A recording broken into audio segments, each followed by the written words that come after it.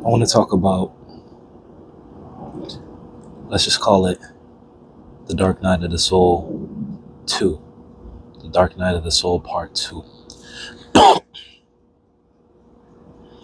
This is a time after you've experienced your spiritual awakening, after you've experienced that initial dark night of the soul, after you've sought out the information that you need, after you've made changes and now you're walking as a new person. This is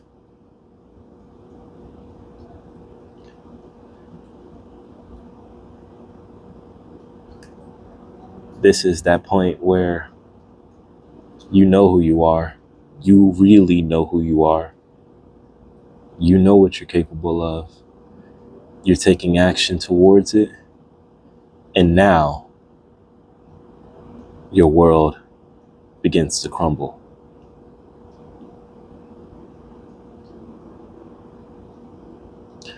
And with an understanding of all that we know about who we are, about what we're capable of, about the divine spark within us, it can be really demoralizing to see that, yeah, just because you know this information doesn't mean that life's suddenly gonna bend to your whims. Doesn't mean that it's suddenly gonna be an easy walk from one state of destruction to a state of production. It's not that. The danger doesn't stop. The pain doesn't stop. The full range of emotions doesn't stop. The balance is still there, and the pendulum is always swinging.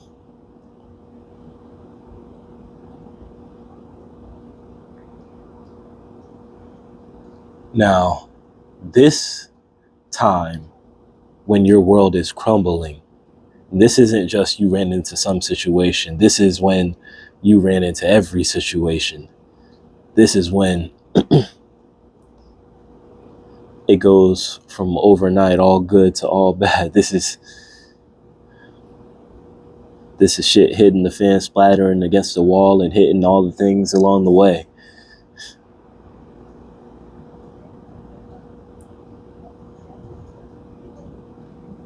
But unlike the first time, this time you know who you are. And that almost makes it more painful. It almost makes it harder. Especially if you built some sort of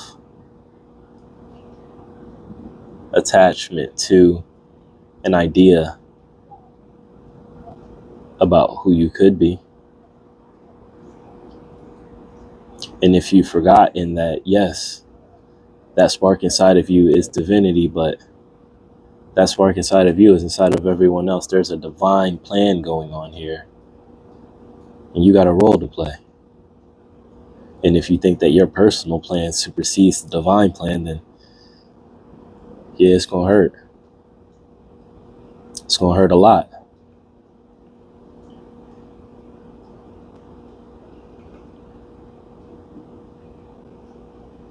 I like to call The Dark Night of the Soul Part 2, The Humbling.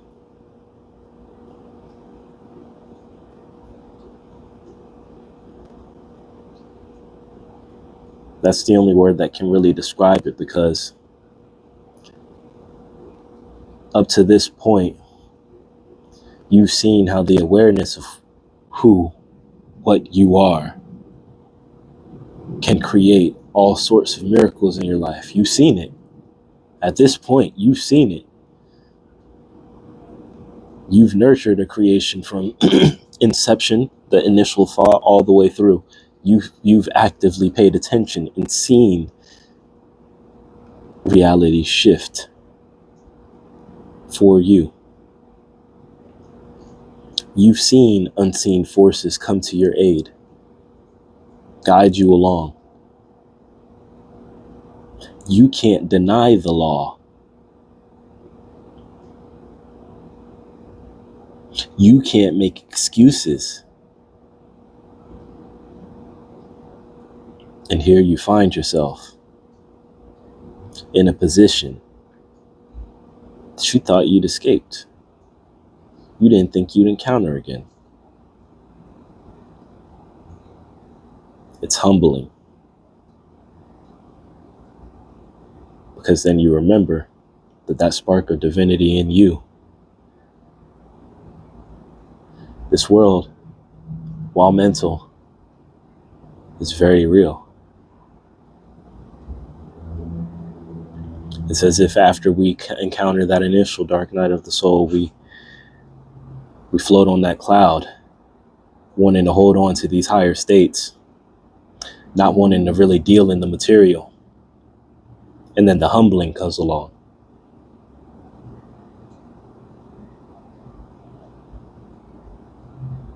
And you realize this isn't just an act you put on.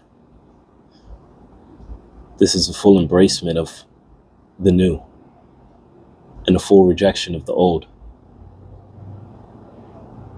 This is a surrender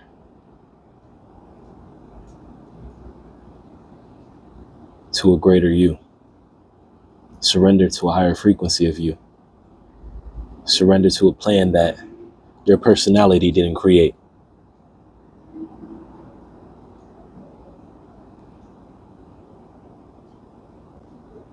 The humbling.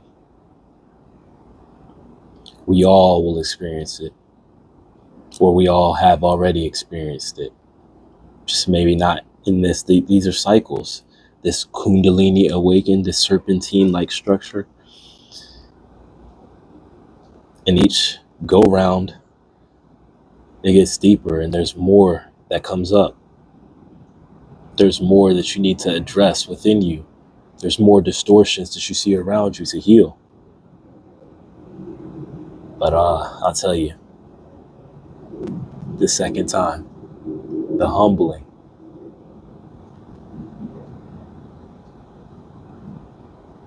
This one hurts. This one hurts.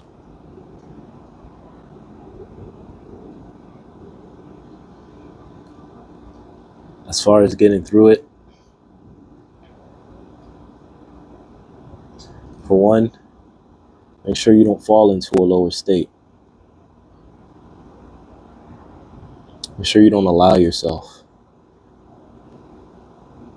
to begin to think destructively about souls around you simply because of where you find yourself.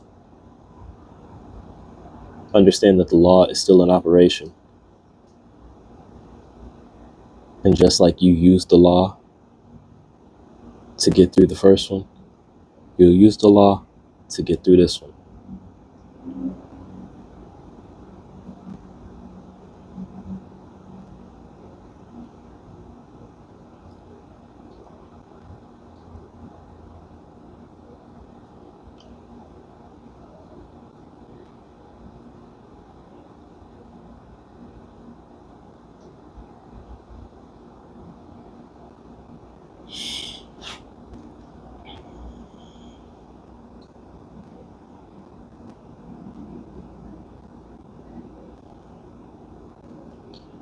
If you watch my videos, I hope you know, like I do, spirituality is not all just meditation every day and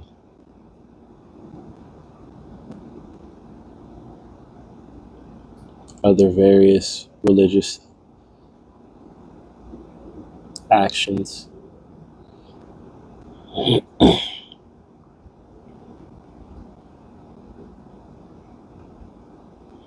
It truly is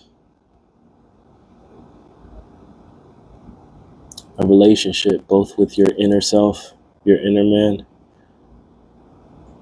and a relationship with the outer world. And the balance that you need to strike, the harmony that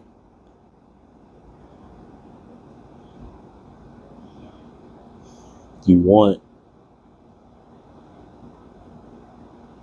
is almost as if it was never designed to be that. as if it was always designed to be tumultuous. And if we're all one consciousness, then we designed it that way. Source designed it that way. And if that's the case, then maybe what this is really about is being peaceful in the disorder.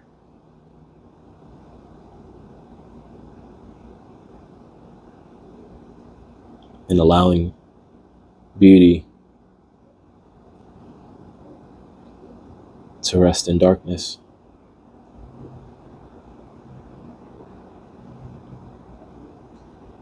Maybe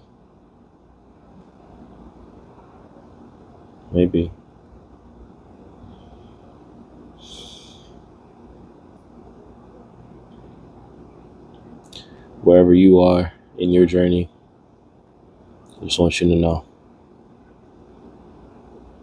I'm sending my energy to you to help you through, shine a light, guide you, whatever you need. I'm sending my energy with healing intent.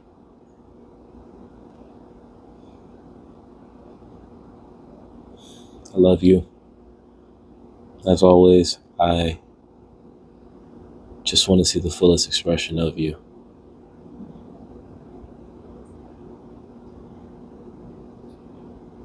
You are the spark.